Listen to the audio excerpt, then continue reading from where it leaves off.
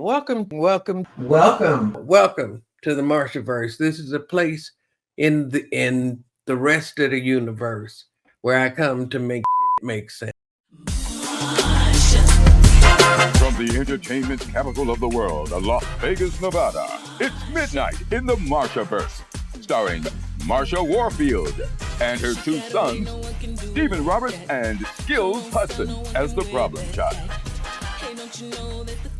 Good morning. Welcome to midnight in the Marshaverse. You know that witching hour between yesterday and tomorrow, but it's right now, today. This is the spiritual time when the spirits come out and everybody just have a good time if that's what you're looking for, or have a restful time. It's up to you. We here, we're night owls, so we like to pretty much uh, chill, you know, and chill is a goal around here. I think we're all too hectic, too caught up to think, to take time to figure shit out. And so this is our opportunity to do that. It's also a magic time for Black people, and we're going to talk about that in a little while. But first, as always, before I bring out my special guest this week, who is not just somebody you know from her career, from her long career as a stand up comedian, but also somebody I went to high school with. And it's amazing how young we are to have gone to high school together so long ago. You're going to hear more about that in a little while. But right now, we start with our regular refreshment. We like to have a little cannabis and cognac because that's what I enjoy. And since tonight I'm feeling rather nostalgic for home, uh, i.e., rather hoodish, tonight we're going to have for our cognac a little douce, little douce, official cognac of the hood. And to make it even more hoodish, we're not going to do fancy glasses and stuff. We're going to do my cups. This is a cup my wife had made for me because I don't have a show. Nobody has given me a show where I can have cups made and give to people. So she said, "That's all right, baby. I'll get you your own cup." Ha ha ha. So I'm going to have cognac in a cup, just like we used to. Just a little bit. Granny needs her whistle wet. Wet whistles are a good thing. Anyway, in addition to our little, not that much refreshment here. Ooh, I'm gonna have a little bit of this Air Pro Sport. Aero Sport, not Air Pro. Aero Sport uh, uh, cartridge and their own proprietary little thing, the battery and the cartridge. I don't know what flavor this is. I don't care. So here we go. All right. Now we good. Now we start the chill portion of the show. And I think that chill for Black people is the ultimate freedom. When you think about it, in this country, Black people haven't really had opportunities to chill. We were supposed to be a permanent service servant and worker class that was expected to work from can't see to can't see, and sometimes even on beyond that. Rest was not an option.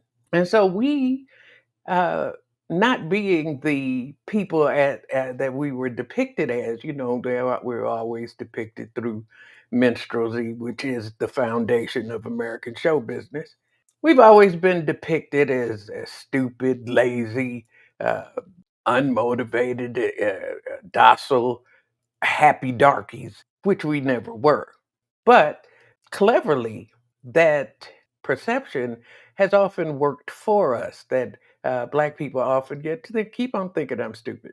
And what happened throughout history, I've been talking to my AI, bots about this kind of stuff. And what happened was without the freedom to congregate, to discuss, to even associate with each other in a lot of times uh, during the day. Somehow, this notion that days end at darkness worked in our favor. Black people took advantage of the darkness to do all those things that free people do, to gather, to plan, to socialize, to date, to make love, to do all the things that they were denied otherwise. And in effect, a whole parallel America was born at night. They would gather to pray, to dance, to sing, to do all the things that they couldn't, and also to set up networks of information where they could get mail, where they could communicate and know what was going on in the country that they weren't necessarily being told. That nighttime gathering and planning and networking uh, set up the Underground Railroad and was a integral part of Black liberation. I got one essay that I wrote in me and AI, from enslavement to empowerment. And we managed to self liberate with the help of allies and friends, but pretty much contrary to what you've been told, a lot of the impetus for empowerment was generated by Black people who wasn't as stupid as people thought. And so nighttime has a special magic. Um, During those times of enslavement, Black people would gather at night to celebrate their culture, their religion that they brought with them from Africa. So they would pretend to be singing spirituals and old rugged cross kind of stuff, but then would also celebrate their own religious convictions and so uh, that meant that a lot of things got done, but that also meant that there was no time for rest. We haven't really had time for rest. We've been taught to either work all day or hustle all the time. You got to be about your hustle. You got to be about your. And I say, take your ultimate revenge. Don't do shit. Chill. Take the time to just do nothing. When you do that, you realize what freedom really is. And you also realize that to get to the point where we could chill, we had to invent certain environments that would make that seem natural and allowable. So, what Black people did was we invented cool. Cool is the stepping stone to chill. This the key. And cool didn't exist. Think about the old movies back in the day. Everybody was frantic there. The John Price, it was a lot of pow pow. It still is when you go to the movies. A lot of pow pow, bang bang, and very little just calm and chill. So Black people decided to invent this whole. I don't know if anybody sat down at a meeting and said, "Let's do this," but what happened was, since you know things are going to happen the way they're going to happen, the powers that be going to do what the powers going to be do. You don't have to get worked up about it. You can just go, okay. And if you think about it, think about the pictures of those Black women staring down guns from police and military, militarized police who just have a nonchalant, like, okay, get that gun out my face. That kind of attitude, given all that's going on, was part of the whole subculture of coolness of jazz musicians, of late night uh, get together and jam sessions and cool and even religion. So once you invent cool, now everybody wants to be cool. So now we've exported cool which gives us the opportunity to chill and not be judged. I say take advantage of all that. And here, that's what we do. We just slow down and chill, as is our well earned right. And so, now that we've had a little sip of this and a little hit of that, it wasn't bad. Had my Douce in a cup. Um, okay, now we're going to show a video of this little boy whose parents had put him into uh, basketball, like for 6, 7 year olds, and he's not having it at all.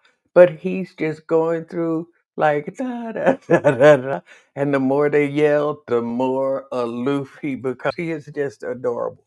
I do not know this child. I have never met him or his parents, but the way he seems to go through life is a way Granny approves of. Watch Joseph. Joseph, open your eyes. Joe, open your eyes. Don't let him go back. Joseph, open your eyes.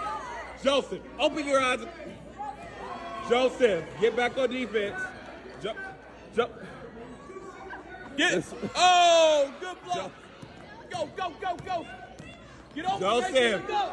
The ball. Get the ball, Mason. Joseph. Joseph. Hands up. Hands up. Okay. Okay. On deep. Play defense though. Okay. Now you're on offense. Go. Just go the other way.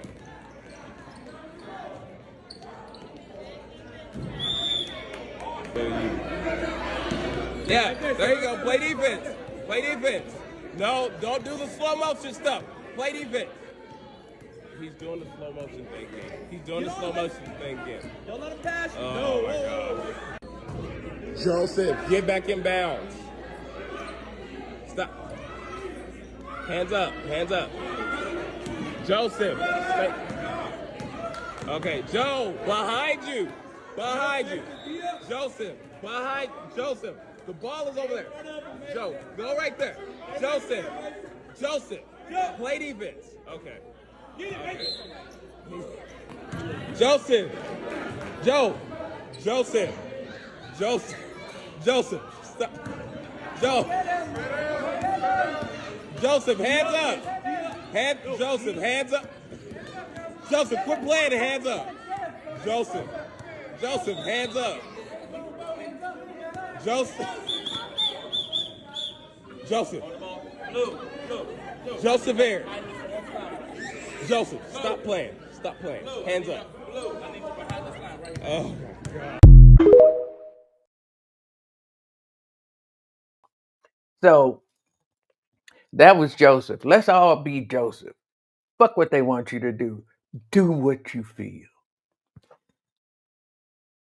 Now that we have that out of the way, and we got our Douce in a cup, here you go. I want to introduce a woman who I went to high school with. Now, we didn't know each other at that time. I kind of knew of her. She was a year ahead of me, but we didn't really know each other. But when I got into show business and then realized she was in show business, you go, oh, yeah, I went to high school with her. Ooh, blah, blah, blah, blah. Then we never worked together.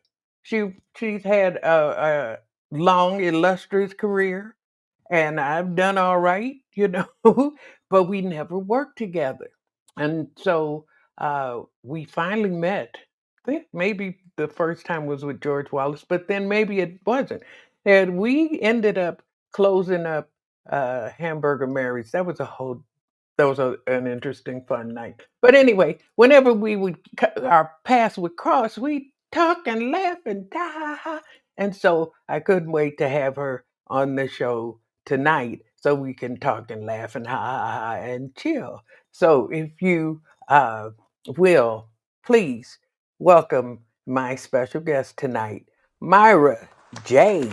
Hey, How you doing, woman? I am doing just fine, Pleased to be here. Likewise, and thank you so much for staying up and hanging out with us. Even though we were talking earlier, you have a long history working odd hours in show Yes, business. yes, And yes. so, Well, but first before of we get all, being in show business, you have to be a night owl anyway. Yeah, that's true. Mhm, But mhm. before we get into that, let's talk about 1960. What a year! Okay, because that's something I want people to realize that that era, yes, there was a lot of stuff going on, but there was so much anticipation, so much happening. There was like this explosion of culture happening because of the efforts of the civil rights movement, the Black Power movement, the show business where black entertainers were pushing open doors and bringing folks along with them. So we were getting into the black exploitation era. We were seeing shows on, like Soul and Soul Train was born a couple of years after that. That reflected us in a way that had never been done. Mhm, Sanford and Son, Flip Wilson show, um, black people went mainstream. mhm. It's 1969. You're in high school. You're at Calumet. What are you doing in Well, that era? I I remember in the mid-60s, that's when the afro was born. And I wanted an afro. And my mama was like, "You ain't getting no afro. You ain't never been to Africa. You don't know no Africans, and it's just not happening." So for my 16th birthday, which I think I was a junior, I was defined. I'm like, I'm getting. I don't care. So I went and remember the blowout. Yeah. You had the big super afro like Angela Davis, and I went to the barber shop and I'm like, and I want an afro and I want a blowout. And it took longer than anticipated. And I would usually be home before my mother got home from work. And so I knew my mother was home and I had a scarf. So I had tied my hair. Now, this is my 16th birthday. I've only had one birthday party in my life, and that's when I was 8 years old. And I walked through the door, and the room was dark, and the lights came on, and a few of my friends were there, my cousins were there, and everybody yelled, "Surprise!" And my mother was standing there with the camera, and she said, "Girl, take that rag off your head," and snatched my scarf off of my head with boom, like some Jiffy Pop popcorn. I don't think my mother ever took the picture.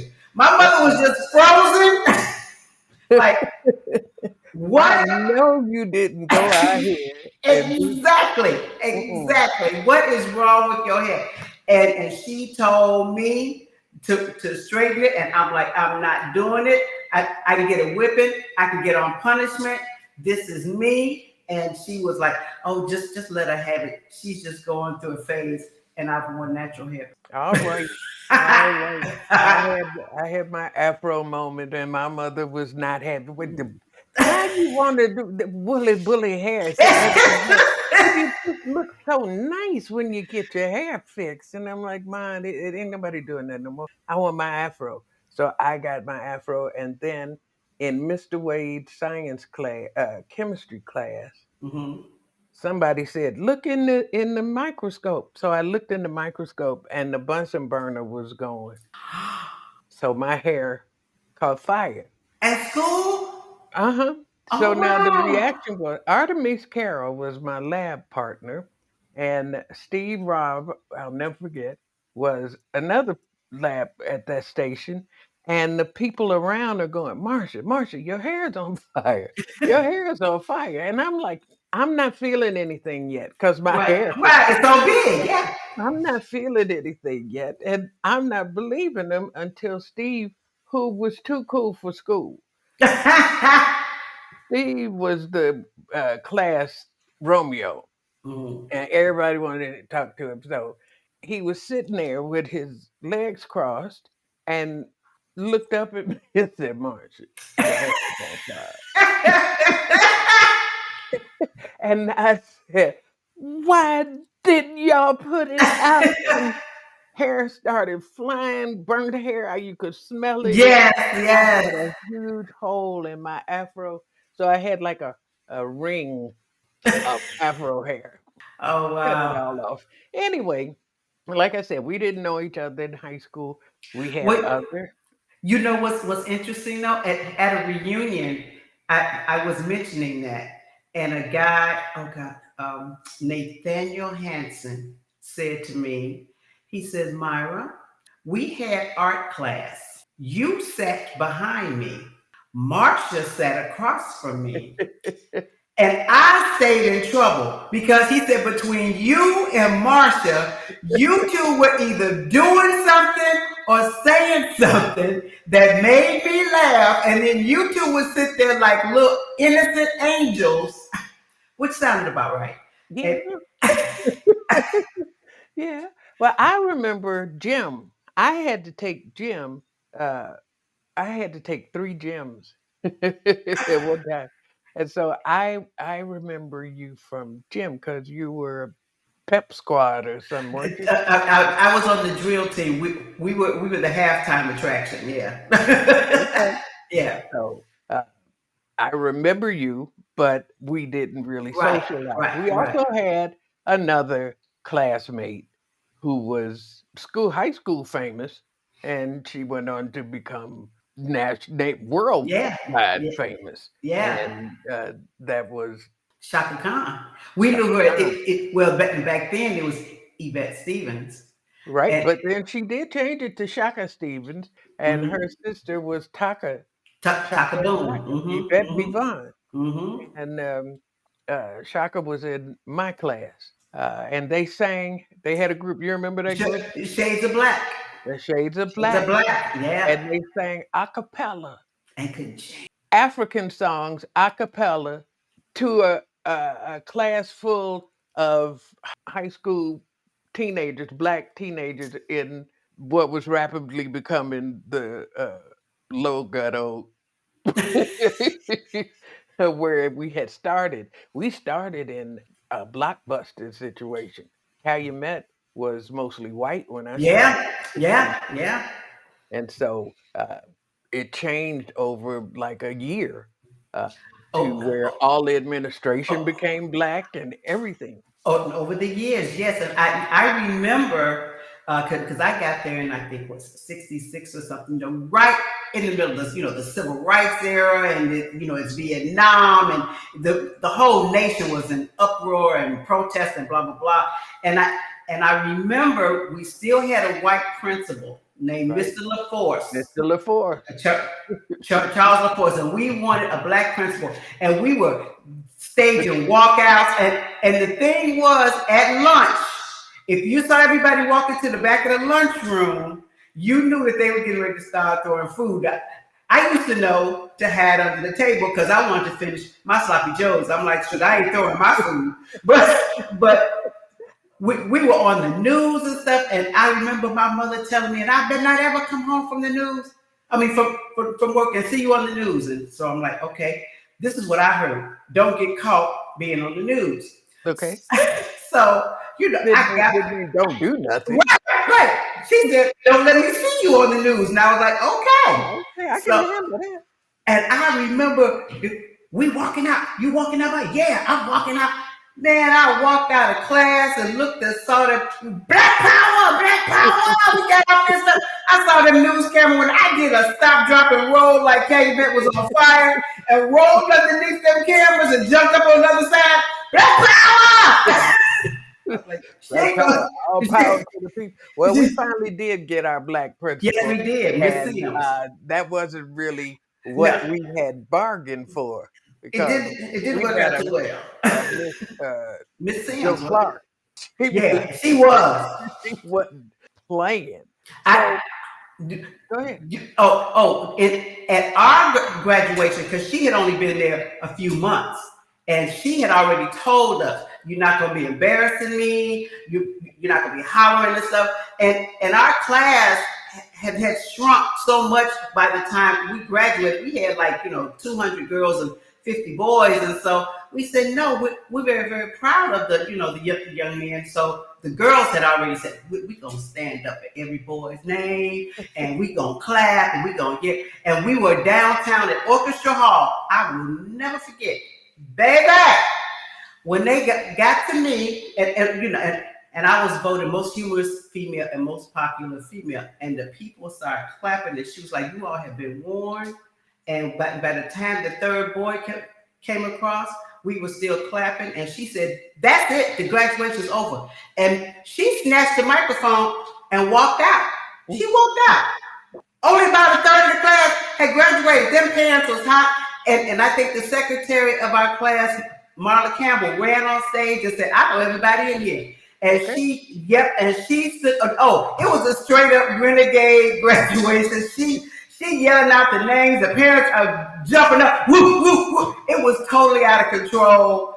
That was our senior graduation. And yes, it made the news. Okay, 71, we had a graduation, but 72, she canceled. They canceled Are the you whole thing. serious? They didn't have a graduation. They didn't get a yearbook. They didn't get nothing. No. They ended up being in the 73 yearbook. I never knew that. Yeah. So, because my sister came out in 73. Yeah, it was a whole lot of upheaval and stuff. But Shaka, what I remember that people don't understand is, like I said, these young women had no mics, they had no accompaniment, and they wore African garb and had afros and naturals, and they sang. They didn't sing contemporary music. They sang African tribal songs, and still were always the stars of our talent shows. Even when we had the Shy Lights, the Five Stair Steps, Yeah, all kind of people come to our shows. The Shades of Black always took the discussion was going to be who was going to be in second place, because we knew Shades of Black was winning first place. Well, who took second place when I was there was Merle Jackson. Okay.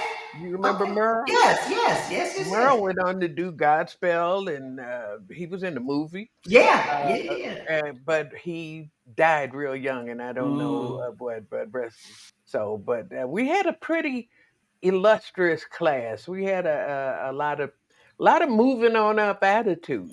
Yeah. Okay. So after high school, what did you do?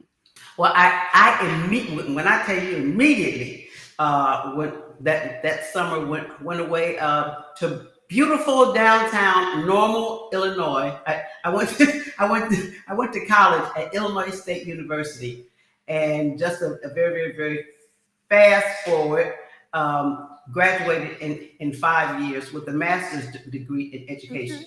Don't ask me what I learned or nothing. I learned the system. Oh, this is what you need. Oh shoot, this ain't hard. Okay, fine. Give me that paper. Did everything fast. Got married, had a baby, and 5 years later, when I had graduated, it was like, okay, now what we gonna do? Well, I'm not going back to Chicago. It's too damn cold. So we loaded up the truck and moved to Beverly. Well, we came to Los Angeles. I had no intention or idea to go into show business. And what was so interesting, my original major in college was radio TV production. I wanted to be in the background.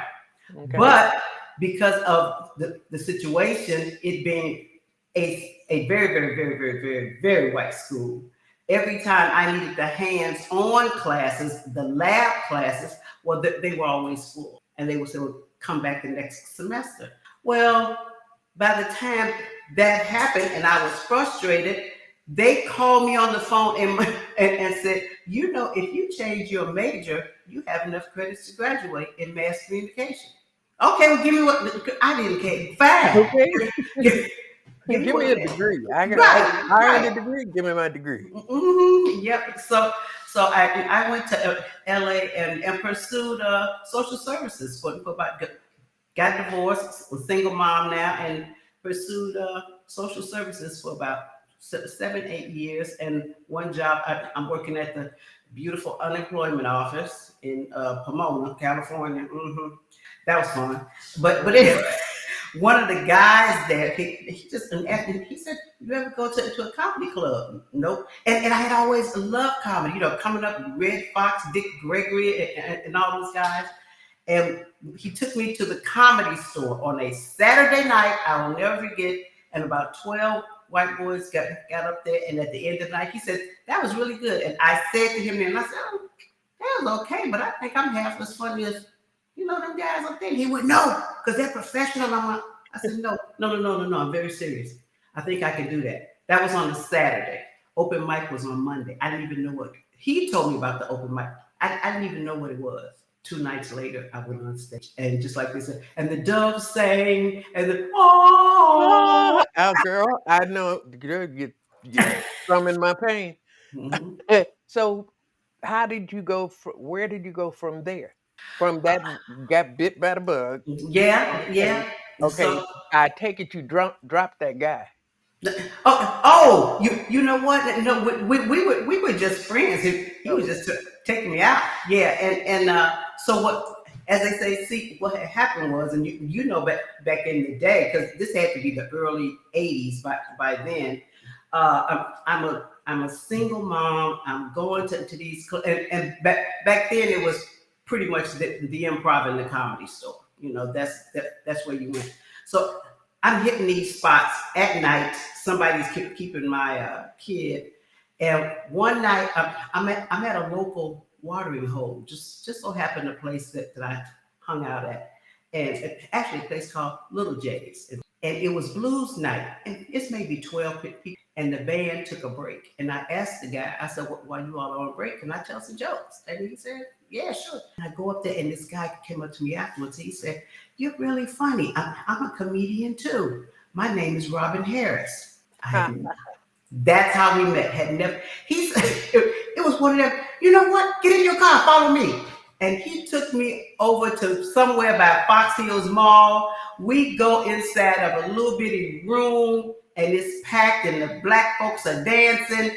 And the DJ said, "Oh, here's Robin Harrison. Stop the music." And I said, "They gonna kick our ass." I didn't know this man. I just met him like an hour or so ago. And he went up to the DJ booth. I had never seen anything like it. With that fixed microphone right. by the albums, Okay. and he starts bam, bam, bam, bam. And I went, holy crap. A whole different kind of comedy. Yep. And so Robin really took me under his wing, and in that vein, I kind of at that point said later for the Comedy Store, the improv, because I had been going a couple of years, but I wasn't getting a whole lot of love, Right. So yeah.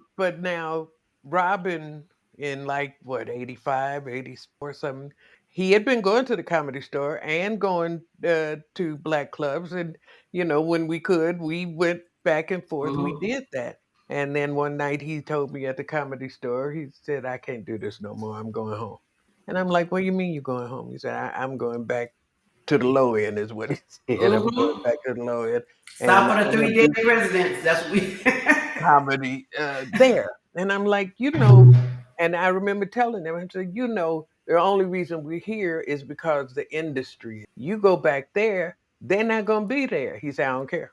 Mm-hmm. He went back there. Within a year, he had met Michael Williams, started the comedy act, and those young people who had come up with Red and Richard and through that ranks and had started to be focused, like in the mailroom, you got to produce. Now they found a pool where black comedians and entertainers were. So shows got developed out of there that wouldn't have ever come to fruition, at least not that way. Mm-hmm. And producers, agents, whatever, found a pool, a comedy pool. Where'd you fit in there? When that I was at the Comedy Act Theater opening night, and I think the only reason that I got to go up, I think Robert Townsend didn't show, and Robin asked Michael. He said, "Put her up," and we went and we developed an act. He encouraged me to come on stage with him, and we did Battle of the Sexes. I was scared to death, going back and forth, joke for joke, with Robin Harris. And so I became a regular down there. And I mean, literally, this had to be, say, maybe a couple of months before his death.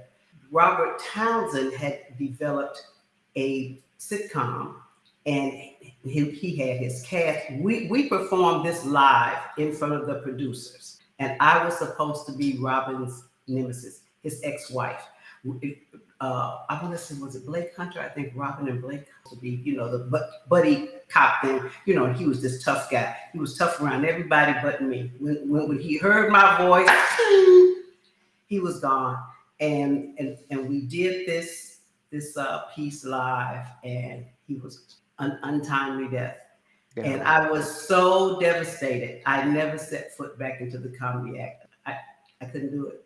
20 years later, his wife, Exetta, did a tribute to him. That was the first time I had come back, was 20 years later. But as they say, what kind of happened, thanks to Brad Sanders, because Brad was doing stand-up and also doing radio for a guy named Tom Joyner.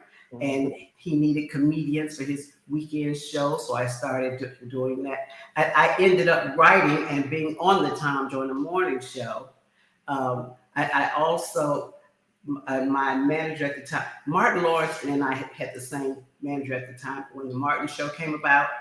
And when they developed the show and the writer's room, they were already in pre-production, and they realized none of the writers had any radio experience, but Martin's character was on the radio. And our manager said, hey, I have another client who writes for radio, because I was writing for Tom Joyner at the time, because he was the fly job. Right. And I got a phone call and said, do you want to write for television? Uh-huh. Had I ever written for television? No. Had I ever seen a television script? No. But I loved it. I loved writing. I used to write little skits in high school. But anyway, that's how I got into the television writing. And people often ask me, I want to get into television writing. How do I do it? I say, I am so nothing. There ain't no way to do it. You Right. just decide Right. you want to do it, and then be open for the opportunity. There is no. If there was a blueprint for any of this, everybody would do it. Exactly. Most people try it thinking they're gonna find one, and that's why they end up dropping out. There is no two people ever made it the same way. But now you were on. You didn't mention the name of the show, the radio show on Tom Joyner. It's Your World. Oh yes, yes, yes, yes. That And that, that was Brad's baby. Yes. yeah. And how long were you associated with that? Oh, shoot, we did It's Your World on Tom's show for like 12 years or something. Yeah, radio soap opera, and Tom came to us and said, this is the idea that I have. I'm going to need bits for the show. But Brad loves a good soap opera anyway. He said, Myra, we need to come up with a radio soap opera. Thus, It's Your World was born, and we had a ball. We got together with Jetta Jones and Mary Boyce and wrote, and it was, and we met so many people. You had Chokai on a couple of weeks ago. Right. Yeah, he was on our show. We had Brandon Boland and Rodney Perry, who I'll be working with in a couple of weeks. Leslie Jones, Roxanne Reese. So. Because LA was such a big talent pool, Right. and words started to get around. It was kind of like the place to be. Like, hey, you go down there, they might give you a party. It wasn't about making money. It was really just about keeping the chops active and just a hangout place, to be and have some fun. Okay, so we could talk about this forever, but I want to bring my sons out. But first, I want to tie back to something in Chicago when you say radio comedy. Mm-hmm. You remember the Electric Crazy People? Yes. How did knowing that, did that have any bearing on how you approached radio or anything that way they did this? Because that was one of the first sketch comedy shows on the radio. Yes, and no. Well, that's a valid answer. No, it's a complete sentence. No. When I went out to LA and had this whole other life and wife, mother, social worker, because that's what we were supposed to do when we graduated from college, and then decided to do stand-up comedy. I never even connected back to Chicago at all. I'm going on stage. I wrote these jokes. Lord, let somebody laugh. You mean you didn't have fish on Friday no more? No spaghetti and catfish or Lake Superior perch? None of that? No.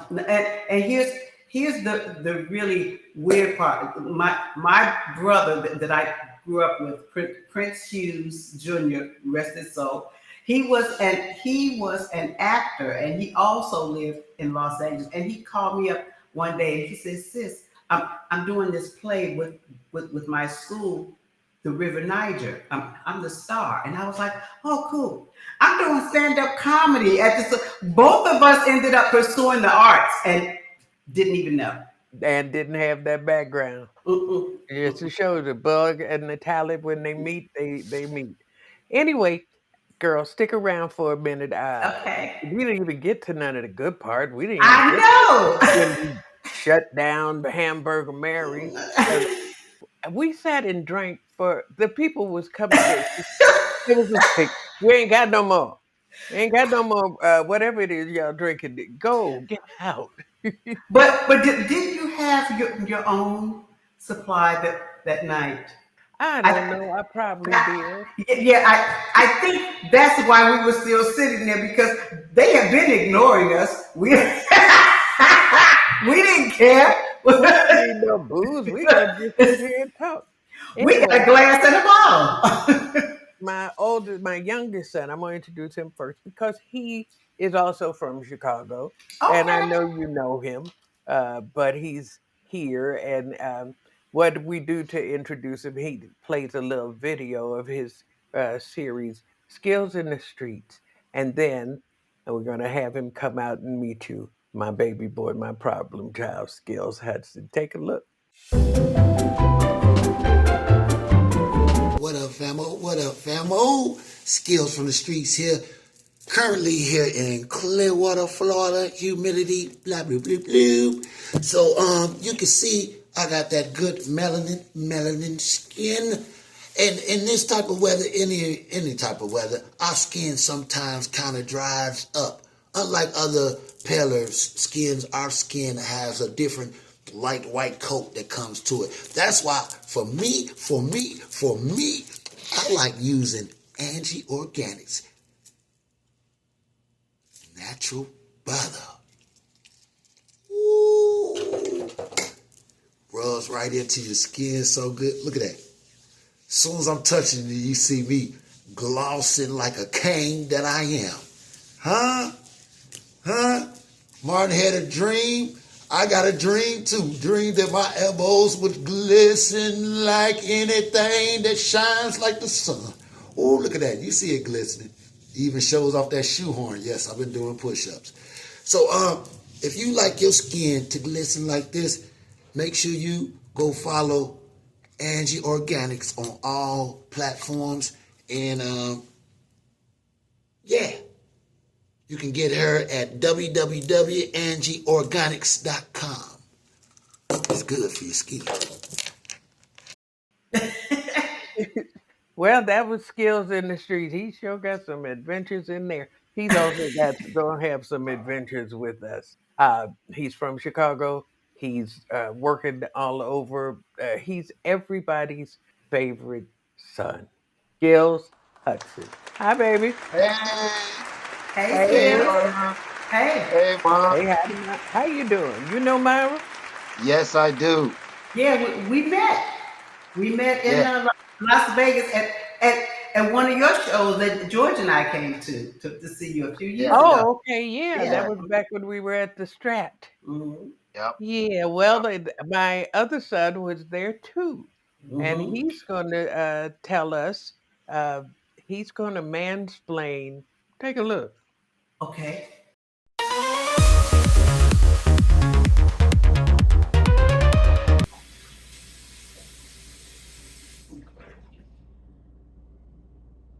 Hey, excuse me. Were you just about to rinse and run? Oh, no, no, no, no. Here we do not splash and dash. Oh, no, we wash our hands for real.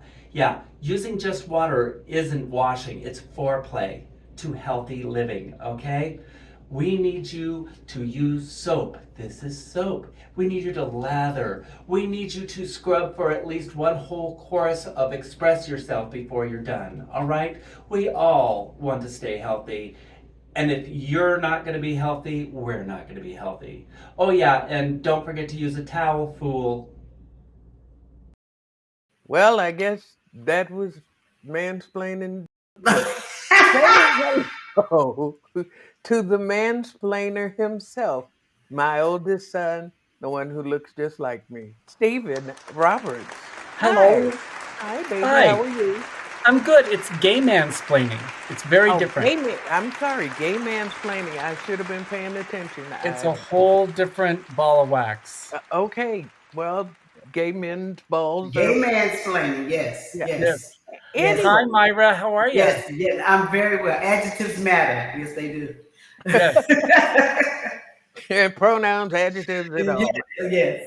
Anyway, gentlemen, have you something that you want to discuss? Because I have something I want y'all to take a look at, but I want you to have an opportunity to ask questions if you have them. Yeah. Anybody? Yeah, what you Well, want? yeah. Well, about the video I had posted, you wanted to talk about. You had said that because it was hot out here. That's why.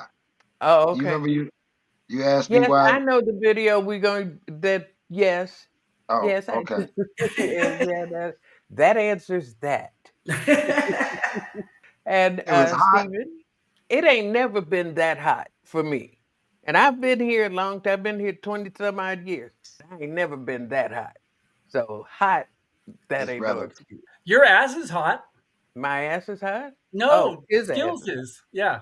See, little baby That's buns. incest. Look at that little baby buns. That's incest. Don't be looking at my ass like that. Stephen, you have a Yes. question? Yeah, I wanted to ask, Myra, we have had many female comedians on this show, and now including yourself. I'm so happy. Um, what is the big difference between when you're have you seen growth between the time you started and now? Well, the main thing that I can say is that it's definitely more of us. Thank goodness.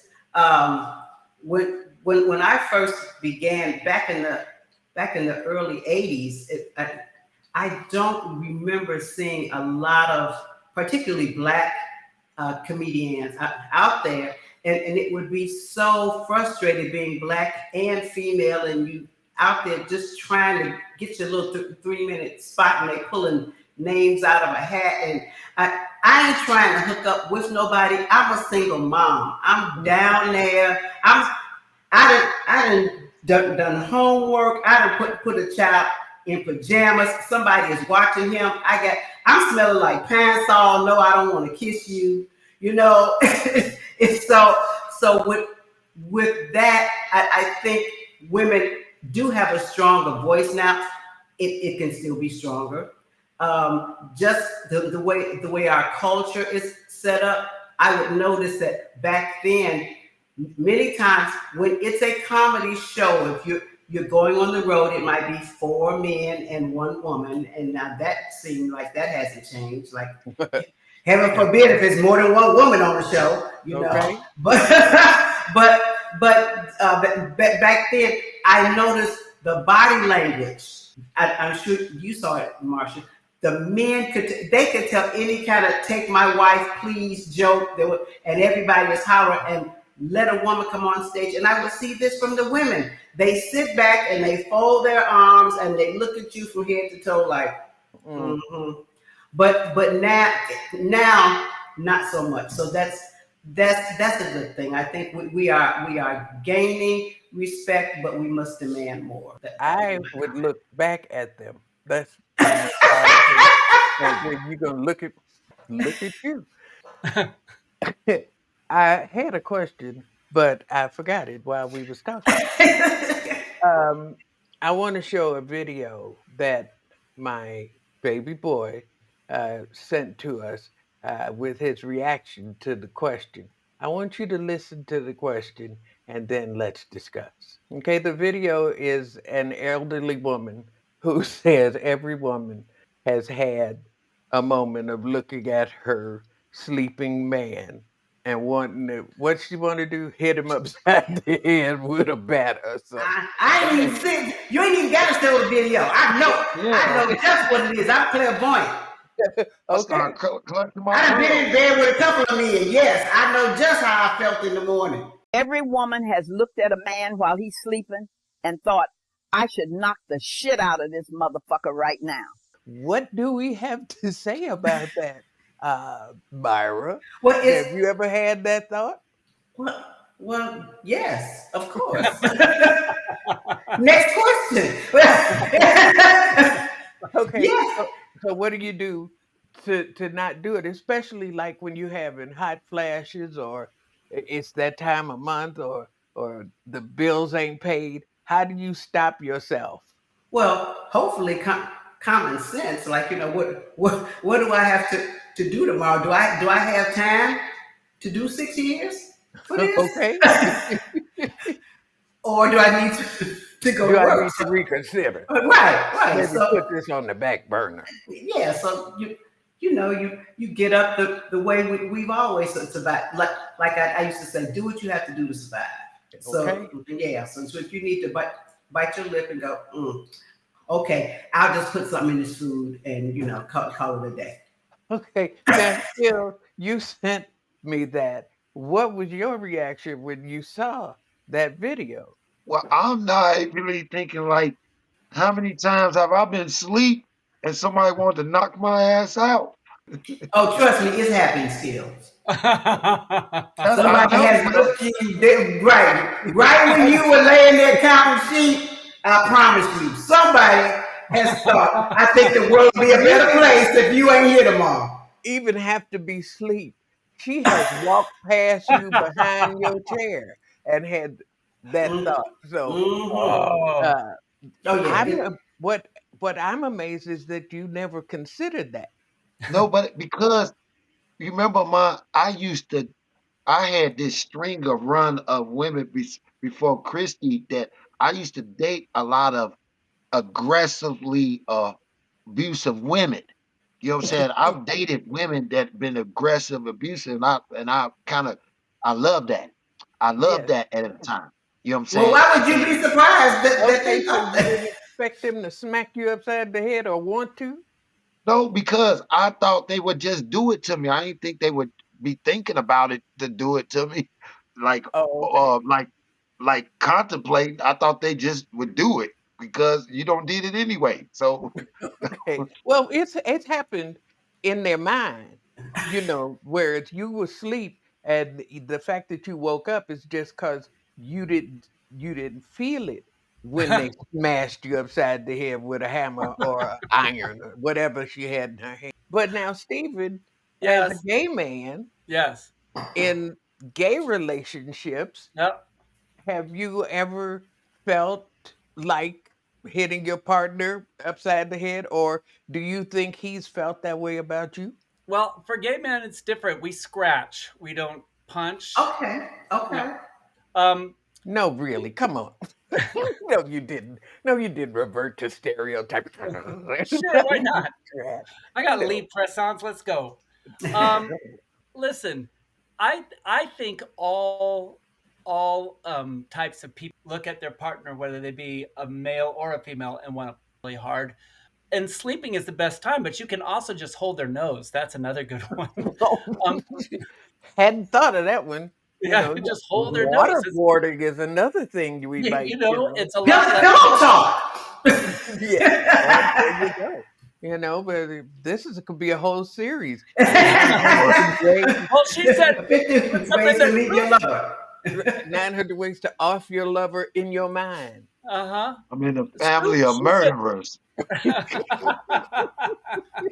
And I'm she so said, comfortable in this conversation. I understand that. she said, feed them something, put something in their food, and women are very good at that. They are. Women, you watch those shows, like somebody did something to somebody's food, Well, and then, there's in the black community, there's still a tradition of hoodoo left over from West African religions that, when adapted into this society, became known as hoodoo.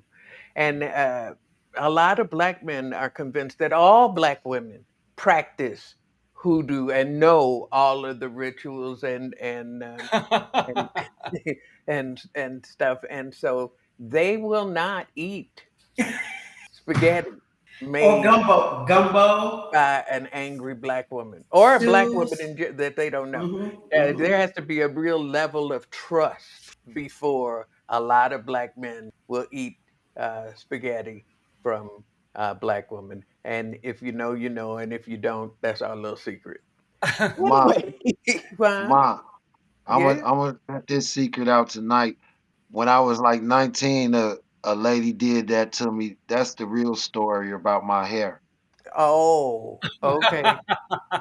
Yeah. Well, see, I want to know what you did to her to make her do that to you. to give you a Toes and reverse knees, mohawk. ma. Right? Toes and knees, Huh? ma.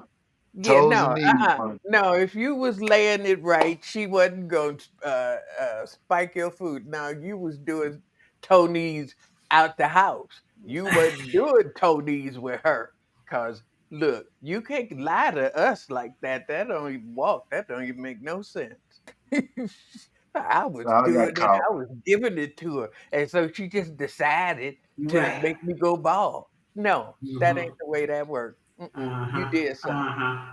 Hmm. Anyway, now that we have exposed this sordid uh,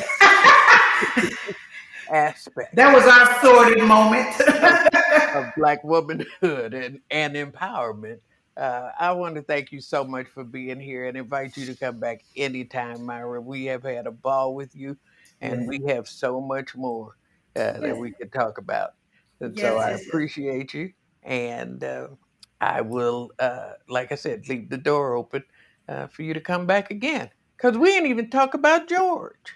We haven't talked about George. We haven't talked about Oh, can I do a quick promo thingy? Sure. Um, let's see. Okay, I guess today is Wednesday. Thursday, July 24th, I will be at the Perfect Note in Marietta, Georgia, with comedian Rodney Perry, who, little known Black History fact, his mother, Marsha Warfield, No, I'm not his mother. no. You didn't let me finish. His mother, Venice Hunt, went to Calumet High School with us. Oh, really? Yes, Okay. yes, yes, Yeah, yes, well, yes. this is gonna air Thursday night, midnight, Friday Okay. morning. So, Okay. Then the following week, 2 week, whenever, August the 8th, I'll be at City Winery in Atlanta, Georgia, with a guy named J. Anthony Brown. okay, all right. Atlanta, yes.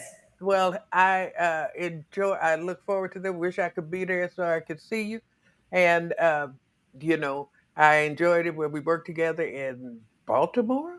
Was I it think it was Baltimore? Baltimore. I think it was With Baltimore. George, and Mhm. we've done shows together. We need to maybe hook something up and Yes, and set out on a tour somewhere. and trust me, as I was coming up the comedy ladder, you were one of the people that I truly admired. I just really wanted to say that to you, Marsha. Well, thank you, Thank and you I so much for appreciate having me. that. You know, my mother always said, when you get a compliment, consider the source. And so, considering the source, I am Yeah, so honored that you said that. yeah. Thank you again. Come back and see us. Take it easy. Love you. Okay. Love you too. I just got to put my pajama top back on. Okay. Okay. All right. Thank you. Have fun. Thank you. Bye. Bye Thank bye. you Bye so Good bye. night. much. Okay. Bye bye. That was lovely, wasn't it? That was really Yeah, good. boy. I think so. It's That so was really much good. history that we can tell through this medium, that might not otherwise get told. And it's Yeah. it's so interesting how so many elements weave together. That these things happen to us in the same time frame, but it totally different paths and scenarios. So Your it high would, school was a star maker, man. Your yeah, your neighborhood was just pumping them out. yep, Chicago. It was a, Yeah. it, But not you even know, Chicago, just your neighborhood. Tom Dreesen and all those guys? yeah. Well, Tom was in Harvey, Oh, okay. yeah, which, Harvey.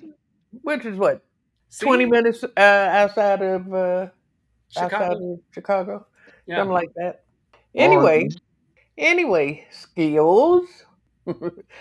I thought that we would do a little reminiscing, a little throwback to our earlier days. We've done how many shows? We're at 40 something? I think we're at 50, Okay. one, two, something like that. Anyway, so we have some traditions, some that have died away. Aunt Karen, she retired, She but did. we have questions from the box. Oh, good. Yeah, what'd you say about Aunt Karen? He So misses her. I miss I that do video. too. I miss that Maybe video. maybe we'll just talk her up. You know how you talk somebody up, like your mama say, hey, but we hadn't Like, thought about we- Uncle Bob in yeah, I don't know or how long, and reminisce. we should have left him alone. You had to go and mention Yes, reminisce on some of her recipes. You remember when we ate it. that and my stomach was ooh. That happens to you a lot. Anyway, this is the random question from the box. You see, I just went in there. I don't know what it says.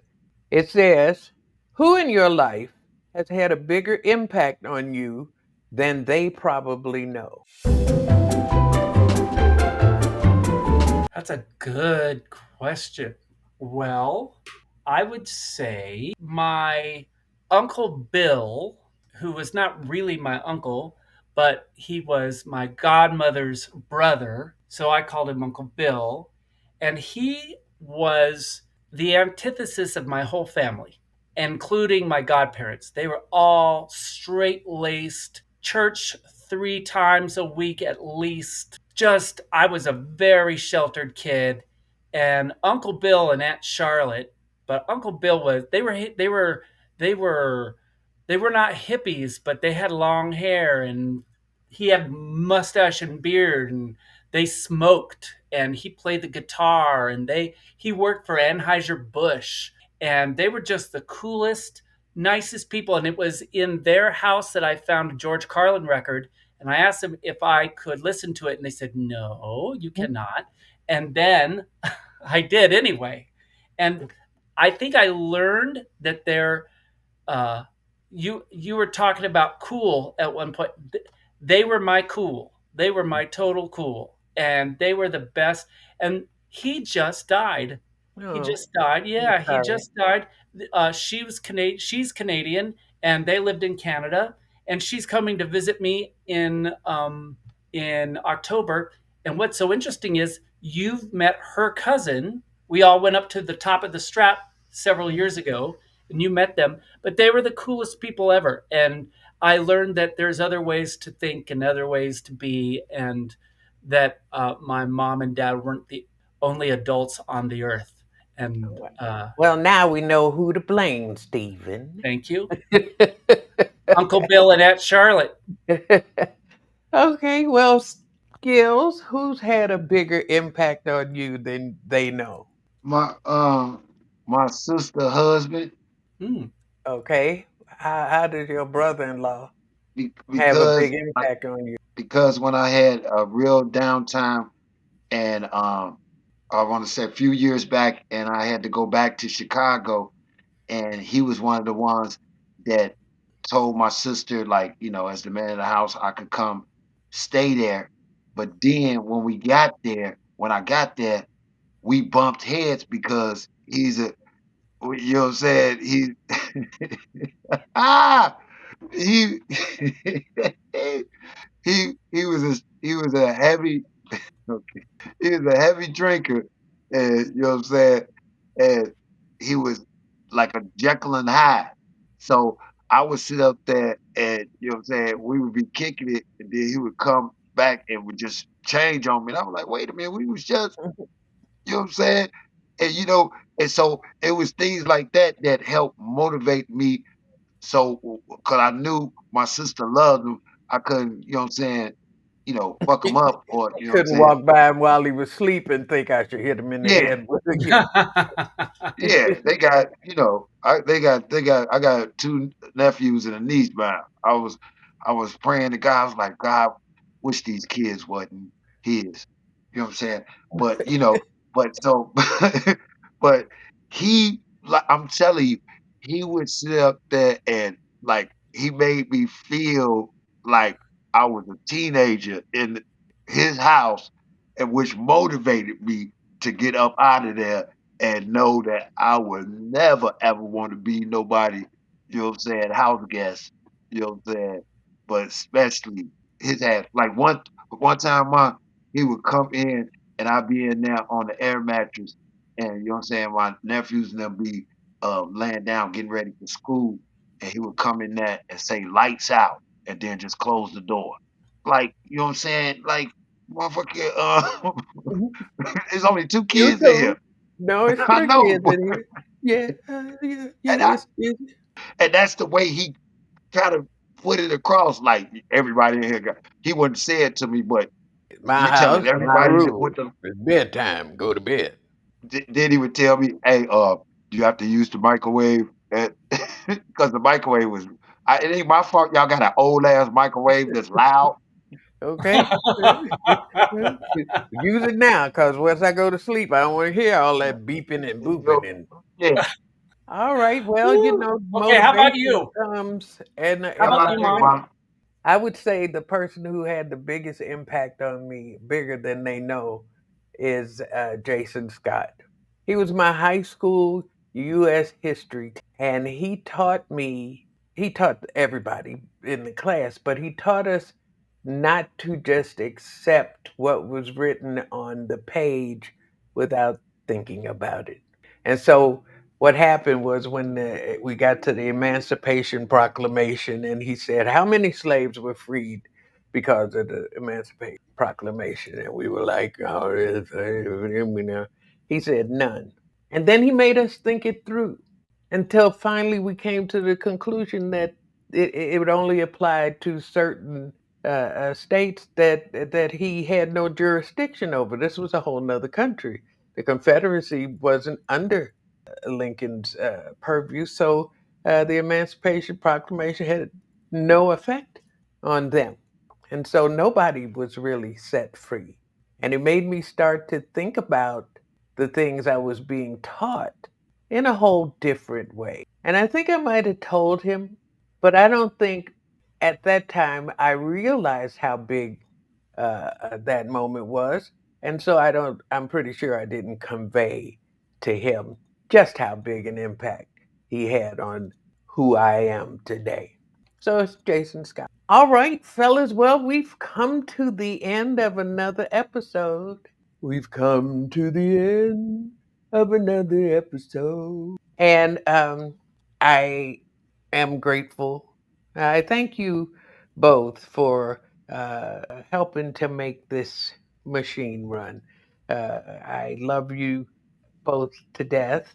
And Skillz, I want to offer you an opportunity to go see Superman with me. What the hell are you doing? What are you doing? You bring out the mother in me. You really do. You really make me feel matriarchal and old school matriarchal so that when you do things, I start looking for weapons because what the fuck are you doing? Okay, I What want to go was see that? Superman. I Are want to go you, see it Superman. looks like you're about to masturbate. Is that what you're doing? What is it? Is that This is a lotion? church. This is a steeple. What the hell? I was trying to cross promote your wife's stuff. as see, dang, And how we know that? you wouldn't let you wouldn't let me get to that part. All you was doing was this. I was getting to that. I was like, and I was about to pop it out, like Whoa, say, whoa, Yeah, whoa. that's I, what we worry about. Whoa, After we've seen whoa. your walking down the street picture, we don't really want you to pop We've nothing seen out. your walk. Anyway, where are you going to be this week? uh, oh well, tomorrow I'm doing a show for the kids here in Las Vegas, going back to school for the Las Vegas PD. Doing that tomorrow at 7 o'clock with What? AK Moore. Wait, no, Like, wait, you gotta explain this.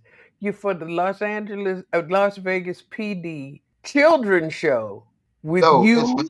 What is this? A scared straight kind of situation? said is the law is produced by the Las Vegas Police Department. It's for supplies for the kids going back to school. It's a back to school drive for the kids. Okay, all Uh, right. All right, do you have charges? Is this part of some kind of plea deal? oh no, no, I'm performing under Skillz Hudson. Oh, okay. So they don't know if you got warrants. Oh, Oh my goodness. I They're know like you don't. they they gonna run Skillz Hudson. They Oh, go, you know what I'm saying? It ain't like they gonna come up to me while I'm performing, be like, "Hey, let me yeah. see your really." Okay. Don't ask for ice.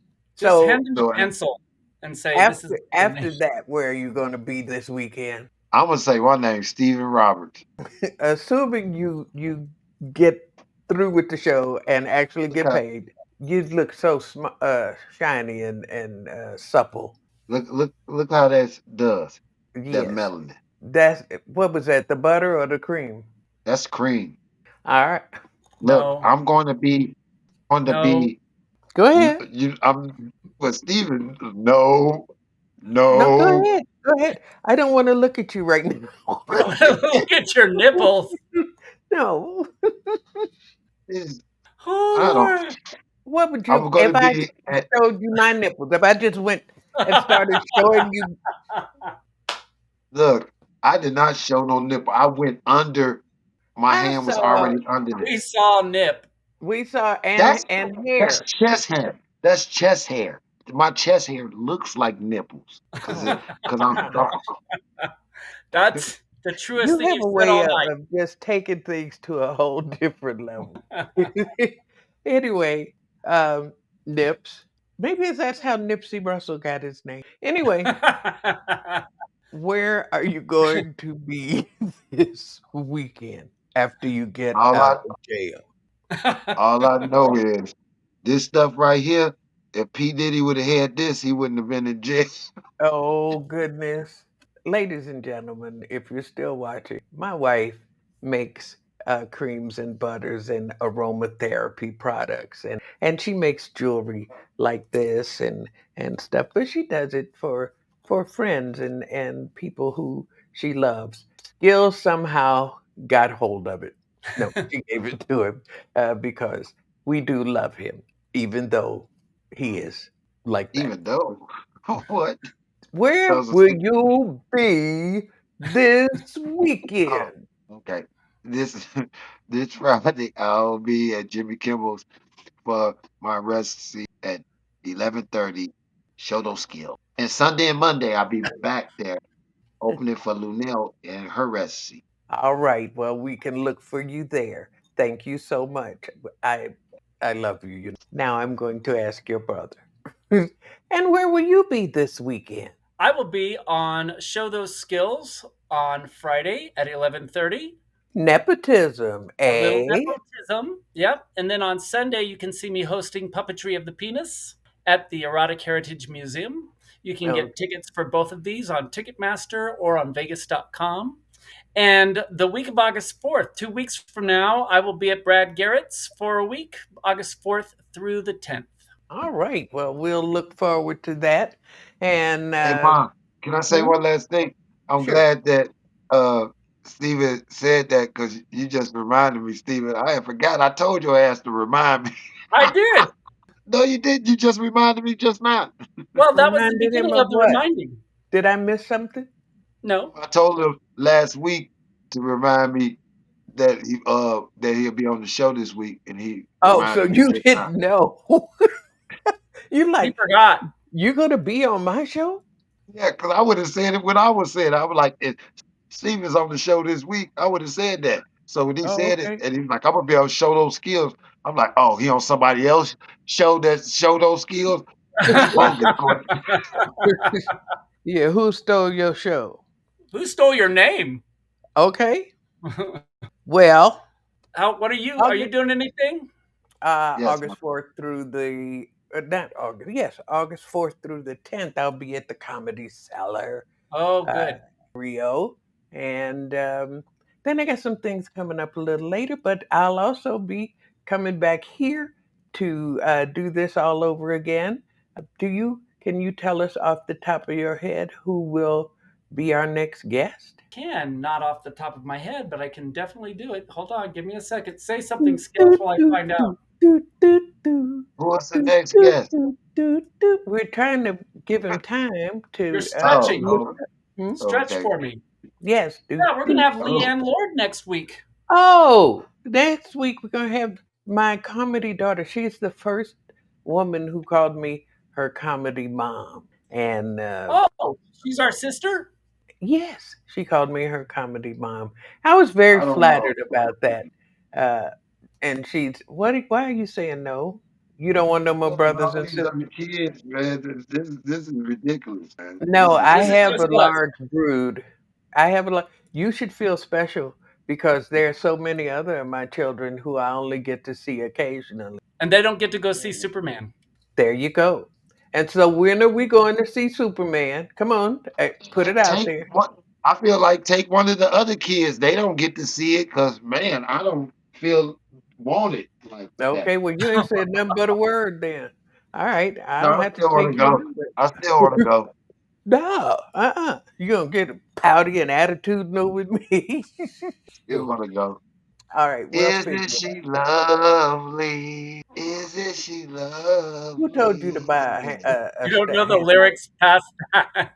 You know, I had the before we go, I had the honor of seeing Ella Fitzgerald live when she was in her 90s. She was still working, and we were at this opera house in Pasadena, and she's doing a show, and she's doing her standard. She's got her regular quartet with her, and Joe Pass. She kept mentioning. And she said, was doing all the standards and even a tisket, a tasket. And if she would sing a tisket, a tasket, she pulled up her skirt and started doing a little jig. I'm like, Ella's got gam. She had long legs. I'm like, go ahead, Miss Ella. She sang all of those songs and then said, I'd like to slow it down now. And I don't just like the classics. I like some of the music. Now, this was in like the 90s. I like some of the contemporary artists, and I'd like to sing one now. Mr. Stevie Wonder. Okay, Stevie's had this much career. Yeah. I'd like to sing one of his, I think she said latest hit. You are the sunshine of my life. Oh my god, which is like 20 years old It at was that 30 years old by then, and she says, you are the sunshine of my life. You are the sunshine of my life. You are the sunshine of my point. life. You are the sunshine of my life. And I just wanted to run on stage, and she was adorable. And every time somebody says something like that, I think of that moment and that the fact that I had the honor of being to actually see her at the end of her life. So, on that note, I want to thank you for being here. Remember, in the world that wants to make you into what they want you to do, be Joseph. Always be Joseph. Thank you. Good night. Did y'all see Joseph? We did. I did. Yeah. Joseph, hands up. Joseph.